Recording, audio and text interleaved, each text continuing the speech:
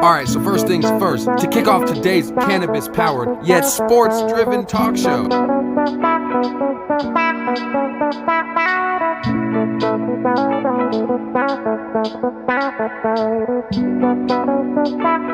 It's hard to deny the positive effect that cannabis has had on sports in the past and sports today as we know it. Cannabis is a part of sports whether you like it or not.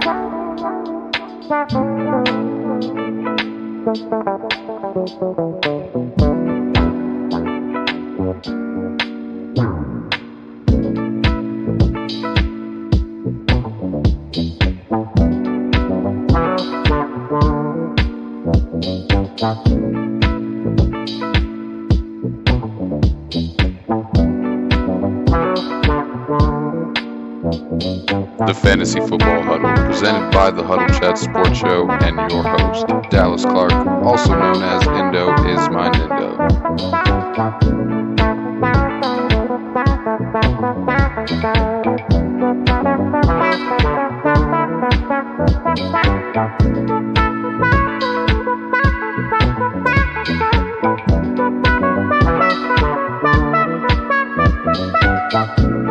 Everybody huddle up, grab a piece of paper, and get settled in. It's just about time for the Fantasy Football Huddle, presented by the Huddle Chat Sports Show and your host, Indo is my Nindo. Let's get it started, baby.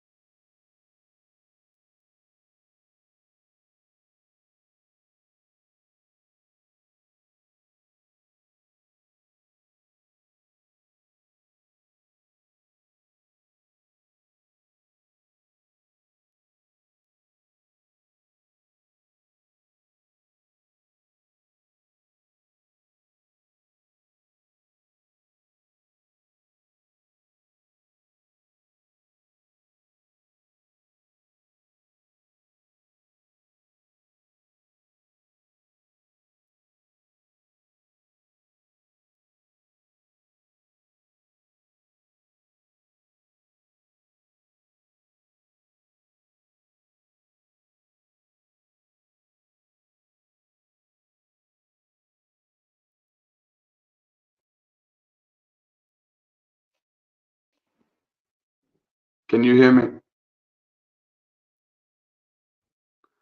Let's see here.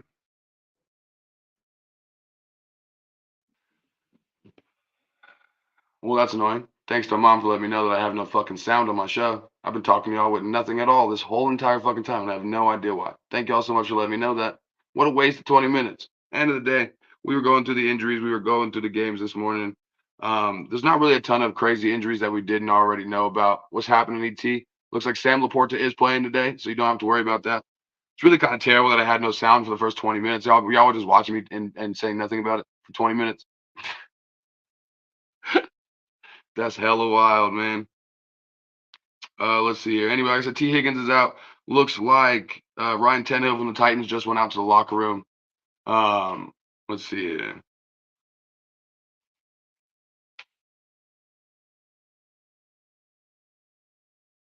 So we're talking about those morning games. Like I said, 49ers Browns, that's going to be kind of an easy matchup. You got the 49ers are just definitely going to be the 49ers are definitely going to be dominating the Browns this morning. Sorry, y'all, that kind of fucked me up that I just wasted the last 15 minutes giving you all kind of good information. I had no sound at all. That kind of sucked. But it's okay. Technical difficulties happen when you have a live episode. Got the Vikings Bears today as well, and I said like I said, the Vikings really need to get it together, but I really think the Bears can shock some people today and upset the Bears. So I'm going 49ers over the Browns. I'm going Bears over the Vikings. The Bengals really need to get their shit together. This is a get right game for Cincinnati, and they need to get Joe Burrow cannot continue to stumble out the gates the way that he has been. So we're definitely going to start going with the Bengals today. Colts Jaguars, you already know where I'm going. I think especially the return of Minshew mania. The Colts, I think this is the most important game the Colts have played throughout the first 6 weeks. Losing our first game against Jacksonville, we can't afford to let them dominate the series. We need a series split because the AFC South always comes down to tiebreakers. So we're definitely going to need that game over the Jaguars today. And I definitely think it's going to be a good game. You look at all the games that the Colts have been in this season. I mean, looking at that Texans game, looking at that Ravens game, looking at the Titans game last week. Every Colts game has been damn good. One of the best games of the morning lineups. And with that being said, I mean, this is the first time of the year I want to really complain about something to y'all. This fucking primetime shit that the NFL is doing is absolutely ridiculous. You got trash ass teams like the fucking Chicago Bears, the Washington Commanders, the New York Giants, all over fucking primetime, boring the shit out of America week after week after week. If they were going to change the rules and make it to where not every NFL team is guaranteed a primetime game, then why are they purposely scheduling terrible fucking games? I get it. We have to watch the trash ass Dallas Cowboys every fucking week, no matter how good or no bad, how bad that they are, because America loves to watch them fail. I get it. I'm over that at this point.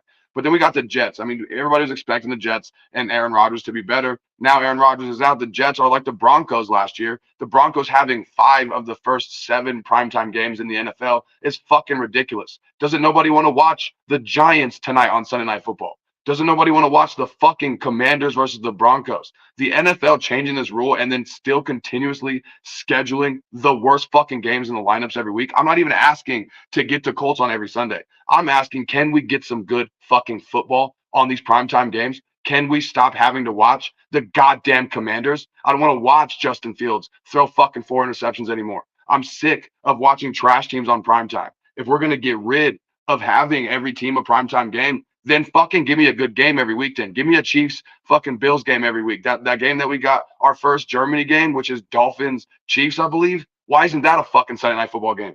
Don't nobody want to get up at 9:30 in the morning to watch the best game of the season? That's ridiculous. Put the Washington Commanders, Denver Broncos trash game. Put that shit in Germany. Put that shit at 7:30 in the morning when nobody wants to get up and watch those games. But I digress. I'm starting to get a little hyped up.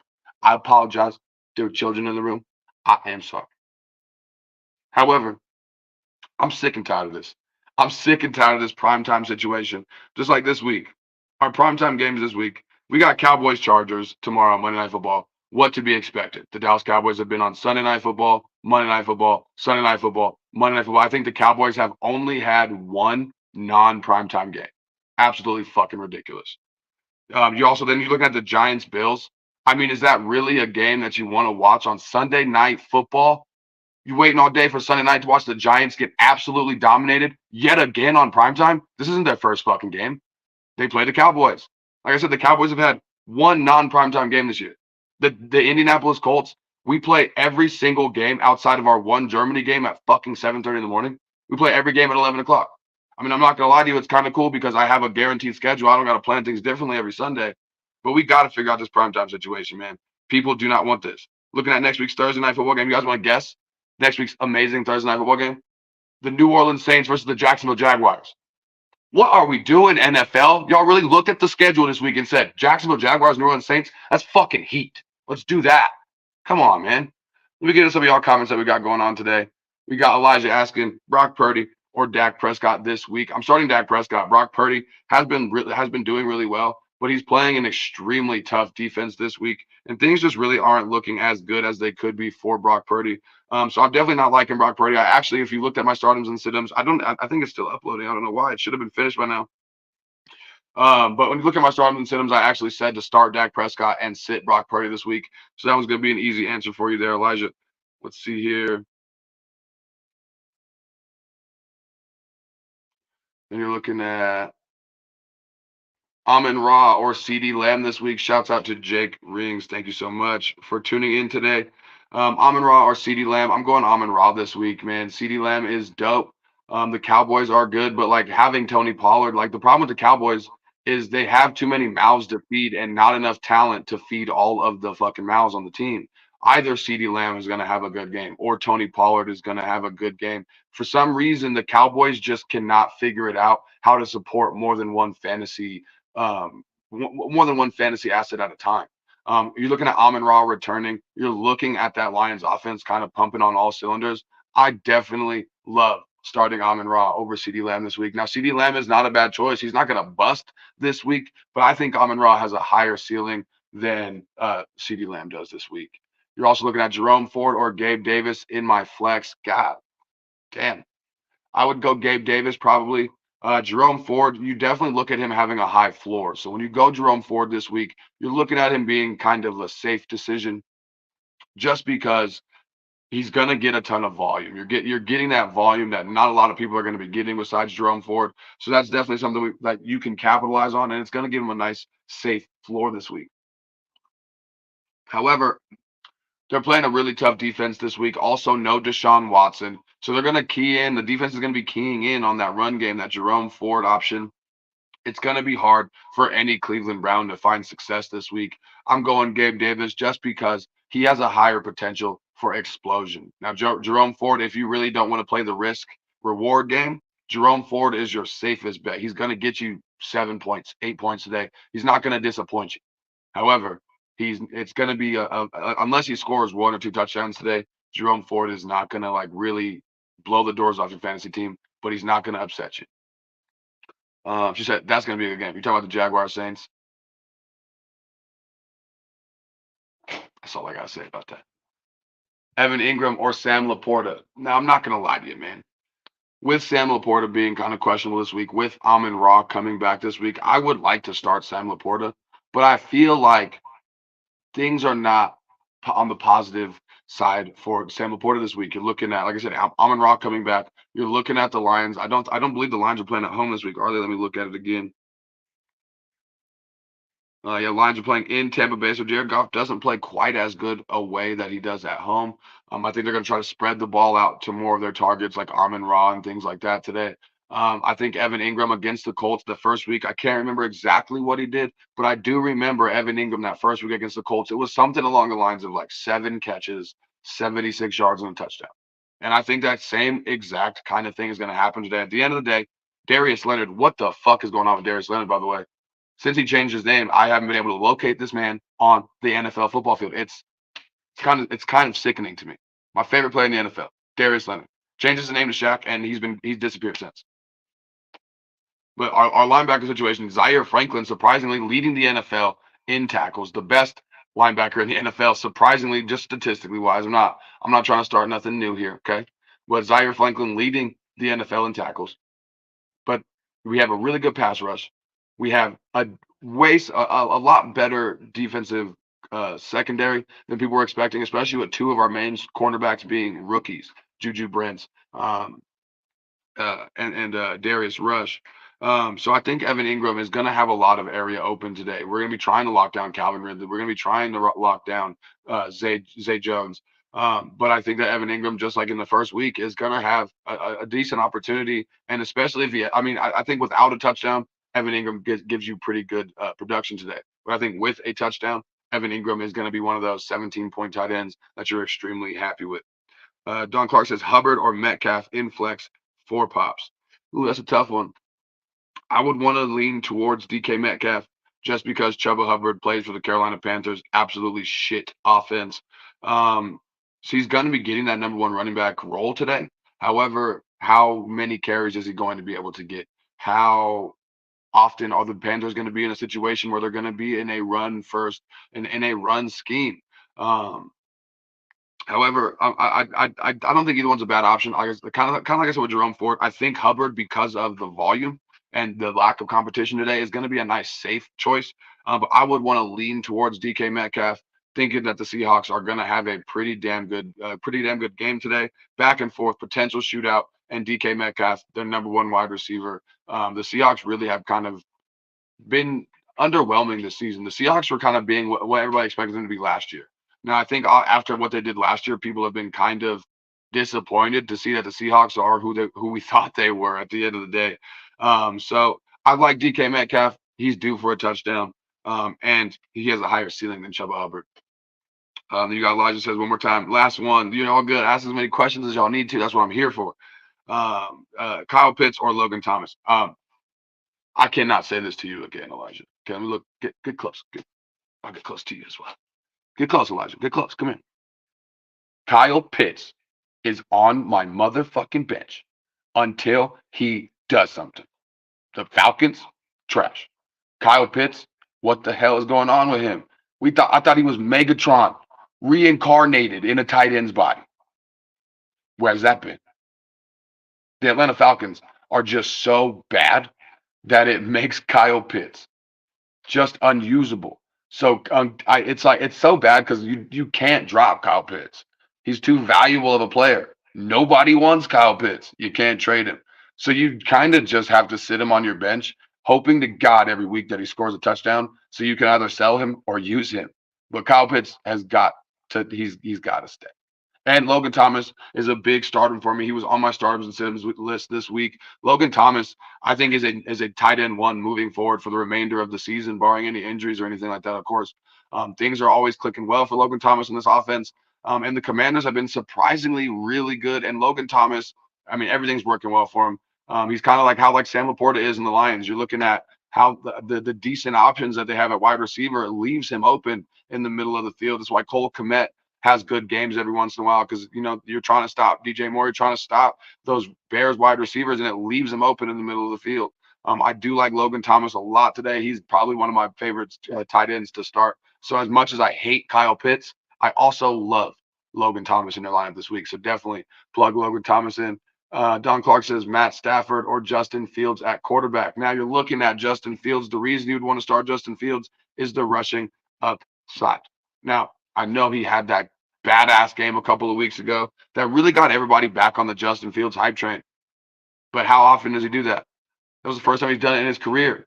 How consistent is that? Can he throw 3 touchdowns and 200 yards to DJ Moore every week?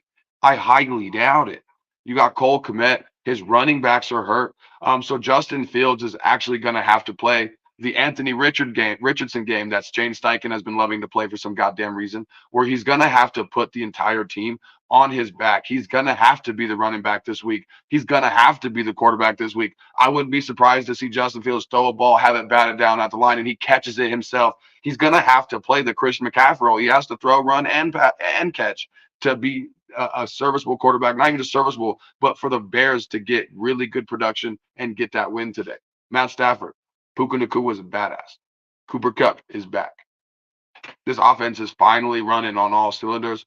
I like Matt Stafford this week. I think Matt Stafford's a nice, safe choice. Justin Fields might get you 70 yards rushing and a touchdown. Justin Fields ain't going to disappoint, but Justin Fields also could put up 15. Matt Stafford, I think, at his worst today, puts up 20. That's going to be it for the Matt Stafford question for you today. And like I said, touche on the Kyle Pitts question. Yeah, man, like I told you, man, I'm sick of I'm absolutely sick and tired of being sick and tired of Kyle Pitts, man. It's too much for me. It's the same with a lot of those Atlanta Falcons players right now. Drake London, outside of Bijan Robinson, Atlanta Falcons are kind of you're really disappointed. Just about everybody. Young Wei Koo, the kicker, terrible. Like I mean, every aspect of the Atlanta Falcons besides Bijan has been really just a little disappointing.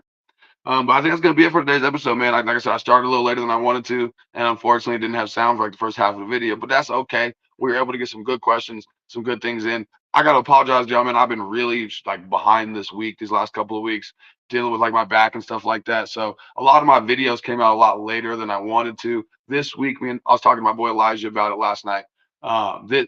This coming week, we're getting back on track, man. We're putting our videos out ahead of time, ahead of schedule. Make sure as soon as you finish here, you got 30 minutes left till the game starts. Check out my starters and sit-ems on YouTube. It's 9 minutes long, but it goes through a ton of different players, gives you some ideas for your starting lineup today. So I'm gonna get up out of here so that way y'all can set your lineups, set some bets, and check out that startups and sit-ems video on my YouTube right now. I'll see y'all next week, and I will see you on Monday's episode. Thank y'all so much for tuning in today. Chins up and attitudes down. Good luck in your fantasy football game today, unless your name is B, because you're going down. Y'all have a good one.